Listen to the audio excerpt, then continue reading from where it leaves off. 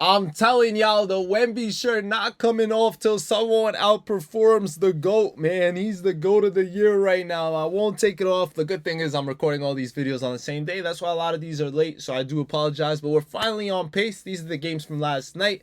Hope you guys are ready. OKC Thunder.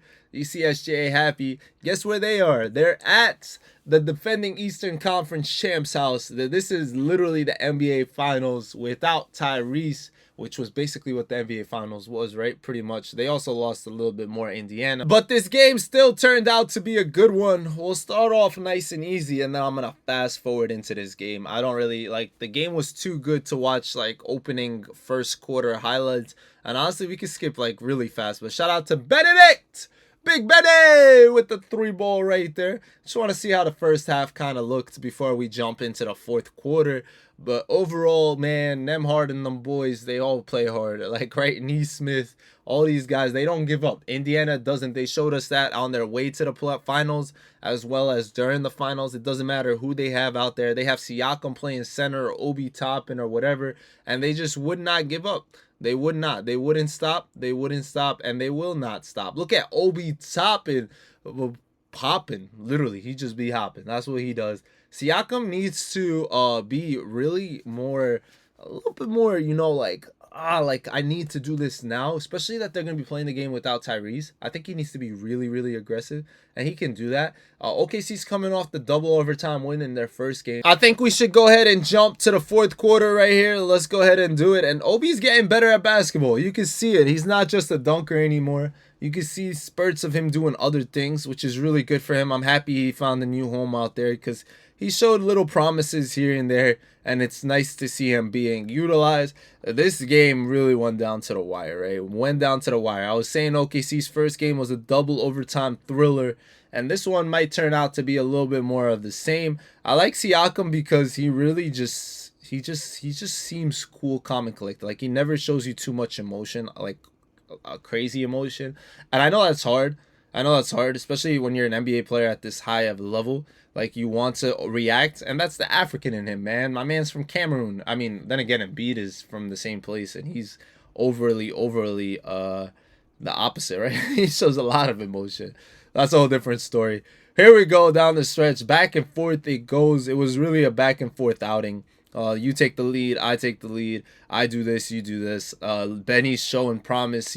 A lot of guys are going to be improving this year. This is those years where a lot of these guys are just getting that 1 year older. A lot of, like, you know, that experience from last year in the playoffs is going to show. And then as the season progresses, you'll see them get their legs under them and start really showing how good some of these guys are. No matter who it is, look at this man, bro. Like, it don't matter who you are. This is your year. That goes to everybody. No one stops. No one settles. It's been a lot of great basketball over the past couple of years, and, like, I really think the league is in great hands. So many great talented basketball players, and the diversity when it comes to teams, right? Like, every team has a star. It's not like, oh, this team is 100% winning it all. And I'm sorry you guys hear my dog barking in the background. It's because these guys got the dog in them. That's what it comes down to. There's a lot of dogs on the court. So that's why he's barking. He just feels it. He sees, like, he's like, where are these dogs at? I want to come at them. Like, yeah. Yeah. Oh, yeah. SGA. What a tough finish. This kid is so talented. Straight bucket getter. Straight bucket getter. The Canadian. And then you see Indiana always. What a tough bucket, man. Bro, back in the day, only like 4 players in the league could do that back in the 90s. Now you guys got a player that 99% of the world doesn't even know their name. You feel me? And then, woof, Siakam. Once again, no reaction. I mean, I feel like if I would have done that, I would have overreacted. 6.5 on the clock. You give the ball to SGA. You got to come over to double if you're the other team, and that's what they do. That's a tough shot. Nowhere close. And Siakam really changed that because Chet could have had a putback right there. I'm just saying. He could have definitely put the putback. Great pass there to Obi and OT. So that's the Thunder going back to another overtime.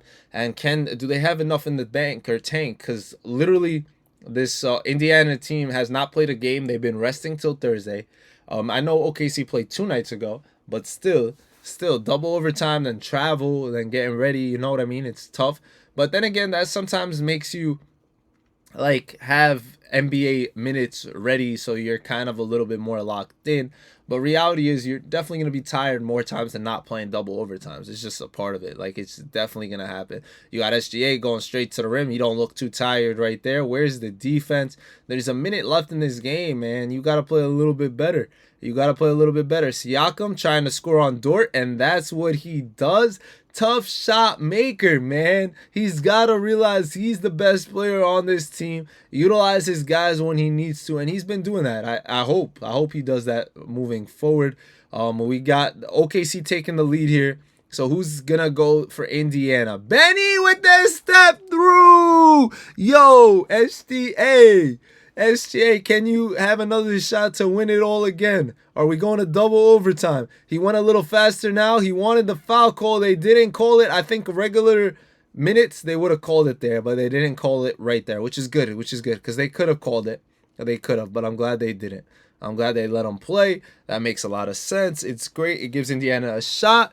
It gives them a shot to make up for losing in the finals to this team. I know it will never feel the same. I'm glad. I don't know if I'm glad. They should have played over an opening night. I feel like that's normally what they do, right? Opening night games. Wow. SGA to the free throw line. SGA to the free throw line. That's something we can say 24/7. SGA right there with the tip out. It was a good try. Good attempt to tip out. You give it to Siakam. He gives it back. What a oop. That was a really bad pass back, but Obi trusted him. Obi trusted him. I like this play, man. Because, look, he's supposed to throw it there, but then again, it could get intercepted. Dort's a great defender. But still, man, the fact that he threw it behind him and Obi was still able to recover that is just beautiful, man. He switched hands in the air and everything. Beautiful stuff. I know Indiana was popping, straight popping, but you can't leave this team open. A lot of these dudes can shoot, and if not, they're always on the glass. Look, 2 for $1, never miss it twice, you know what I mean? And that's all that was. That's all that was. I forgot what we were talking about. I don't know if we were talking about Siakam, but the Thunder team's defense is crazy. Just all over everything, straight up on everything from start to finish. Great finish there. SGA just makes the game look so easy. Like, he just makes it look so easy. He had a performance. The highest scoring game of the season so far. It is game 3. And man put on a show, right? Highest scoring game. I guess we got to take off the jersey, the Wemby shirt, because SGA dropped buckets in this one. And I know he needed extra time in regulation to make it happen, but the numbers say otherwise. Like, they speak differently. They speak differently when you put up a number like that. The double nickel. If you guys don't know, he put up a double nickel. He had 53 up to this point. He had a lot of free throws, man. 24 free throw attempts till this point, and he's going to put up 2 more, so 26 total free throw attempts. And it just makes sense that you keep giving him the ball in situations. That was really good defense, but obviously someone fouled him. There's 3 bodies on that, a lot of arms, a lot of hands. Someone's going to hit him. So 26 free throw attempts to hit 55 points.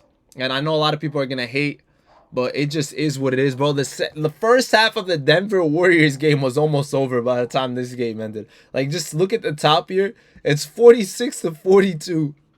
Literally with 7 minutes left in the second, and this happens every night now. We missed the other part of the Warriors game. Like, SGA doesn't want us to watch the Warrior games. That's what he's on. But 55 points from this man is the highest performance of the year. I want you guys to let me know who you guys think is gonna top that. Who's having the first 60-point game? Who's having a 70? Is there gonna be a 70-point game? I could see Wemby. Realistically, he did 40 in 30 minutes.